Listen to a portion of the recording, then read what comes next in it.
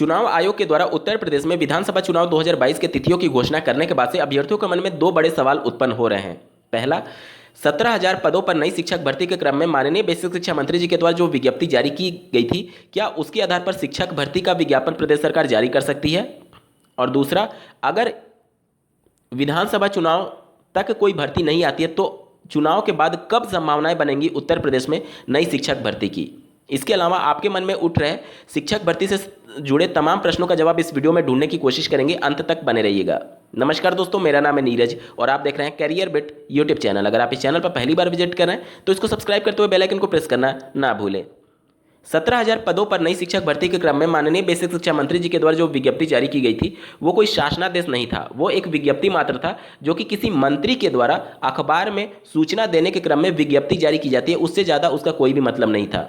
अगर वो शासनादेश होता तो फिर प्रदेश सरकार उसकी कार्यवाही आगे बढ़ा सकती थी, लेकिन वो शासनादेश ना होने की वजह से उसके आधार पर शिक्षक भर्ती की कार्यवाही अब आगे बढ़ाया नहीं जा सकता, यानी कि शिक्षक भर्ती आने की संभावनाएं शून्य हो गई हैं। लेकिन चुनाव आयोग के परमिशन से वो अगर चाहे तो शिक्षक भर्ती का विज्ञापन जारी कर सकती है। आचार संहिता का नियम ये कहता है कि अगर कोई लोगों से जुड़ा भलाई का कार्य सरकार करना चाहती है तो वह चुनाव आयोग से इसका परमिशन लेकर के इस प्रकार का कोई बड़ा कदम उठा सकती है। लेकिन इस बात में भी कोई दो राय नहीं है कि आचार संहिता से पहले जो सरकार नहीं जाग रही थी, अब आचार संहिता में परमिशन ले, वो भी शिक्षक भर्ती के लिए, तो ये तो कहीं से भी किसी भी अभ्यर्थी को नहीं पचेगा कि प्रदेश सरकार इस प्रकार का कोई कदम उठाएगी। तो कहने का मतलब कि चुनाव से पहले अब शिक्षक भर्ती का विज्ञापन जारी होने की संभावनाएं शून्य हो चुकी हैं। जब तक इस सरकार कुछ भारी दबाव में ना आए तब तक वो चुनाव आयोग से इस प्रकार का कोई भी परमिशन नहीं लेगी। आप लोग का क्या कहना है कमेंट करके जरूर बताइएगा। दूसरा जो प्रश्न अभ्यर्थियों के मन में उठ रहा था कि अब कब संभावनाएं बनेंगी शिक्षक भर्ती के क्रम में, तो देखिए इसकी दो कंडीशन बनेंगे। पहला ये हो सकता है कि जो वर्तमान सरकार सत्ता में है अगर चुनाव के बाद फिर से जीत जाती है और फिर से सत्ता में आ जाती है तब क्या कंडीशन होगा। और दूसरा ये कि किसी दूसरी पार्टी में जो सबसे बड़ी विपक्षी पार्टी है वो समाजवादी पार्टी है, अगर उनकी सरकार सत्ता में बनती है तब क्या चीज़ें उस समय की वर्तमान कंडीशन के अनुसार बदलेंगी।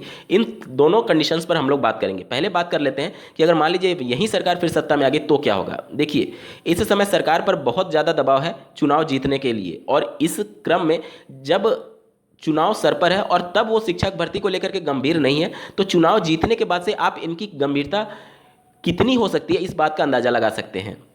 मतलब कहीं ना कहीं चुनाव जीतने के बाद से प्रदेश सरकार बिल्कुल भी गंभीर नहीं होगी शिक्षक भर्ती को लेकर के। और इसका एक मजबूत पॉइंट भी है क्योंकि अगर यही सरकार फिर सत्ता में आती है और इन्हीं पार्टी की सरकार केंद्र में भी है और 2024 में लोकसभा के चुनाव हो रहे होंगे, उस समय जो केंद्र सरकार है वो सबसे ज़्यादा इसी बात पर घिरी रहती है कि रोजगार मुद्दे को लेकर के, और 2023 में शिक्षक भर्ती का विज्ञापन उत्तर प्रदेश में जारी करके प्रदेश सरकार एक मैसेज देना चाहेगी कि इनकी पार्टी शिक्षक भर्ती या फिर इस प्रकार के बेरोजगारी के मुद्दे पर वार करने के लिए अनेक प्रकार के भर्तियां कर रही हैं और उसमें एक बड़ा शिक्षक भर्ती का विज्ञापन जारी कर सकती है 2023 में। मतलब कि अगर सरकार यहीं रहती है 2022 के चुनाव में जीतकर फिर आ जाती है तो 2022 में भी शिक्षक भर्ती नहीं आनी है। मान करके चलिए 2023 के मिड में कहीं जाकर के शिक्षक भर्ती का विज्ञापन जारी होगा ताकि इसको भुनाया जा सके लोकसभा चुनाव 2024 में इस प्रदेश की वर्तमान सरकार के द्वारा। ये हो गया अगर यही सरकार फिर से जीत जाती है तब क्या होगा। 2023 मिड से पहले कोई शिक्षक भर्ती जारी नहीं होगी। दूसरा सबसे बड़ा सवाल ये है कि अगर मान लीजिए कि सरकार में सत्ता पलट हो जाता है और जो सबसे बड़ी विपक्षी पार्टी है उनकी सरकार सत्ता में आ जाती है तब क्या होगा। माननीय पूर्व मुख्यमंत्री जी के द्वारा सभी सभाओं में 3 मुद्दों को लगातार वो उठाते रहे हैं, बीएड, बीटीसी, शिक्षा मित्र और 69,000 शिक्षक भर्ती। तो इन सब को लेकर के सरकार की गंभीरता आप इसी बात से देख सकते हैं कि लगातार हर वो बात सभी जनसभाओं में कर रहे थे। अब ये सिर्फ चुनाव जीतने के लिए या फिर चुनाव जीतने के बाद इस पर गंभीरता दिखाई जाएगी ये तो बात का बात है, लेकिन हर वो जनसभा में इस मुद्दे को जरूर उठा रहे थे। ये तो बात तय है कि प्रमुख मुद्दा है बेरोजगारी और वो भी शिक्षक भर्ती सबसे बड़ा प्रमुख मुद्दा है उत्तर प्रदेश में। और जिस प्रकार से विपक्षी पार्टियां इसको भुनाने की कोशिश कर रही हैं, चुनाव जीतने के बाद उनका रुख क्या होगा ये तो अलग बात है। लेकिन चुनाव का जो परिणाम है वो 10 मार्च को जारी हो जाएगा और उसके बाद से सरकार कार्यभार संभालते हुए और जो विभिन्न विभाग होते हैं, सरकारों के जो विभाग होते हैं उनको बांटने में मान करके चलिए अप्रैल मई का वक्त आ चुका होगा। उस समय तक प्रदेश सरकार अगर कैबिनेट मीटिंग करके एक शिक्षक भर्ती का विज्ञापन जारी करना चाहे तो कर सकती है, लेकिन फिर यही मांग उठने लगेगी कि यूपी टेट की एक और परीक्षा करा ली जाए। तो प्रदेश सरकार उस समय तक पूरी तरीके से तत्पर हो सकती है शिक्षक भर्ती के क्रम में, अगर तख्ता पलट होता है, किसी दूसरी पार्टी की सरकार बनती है।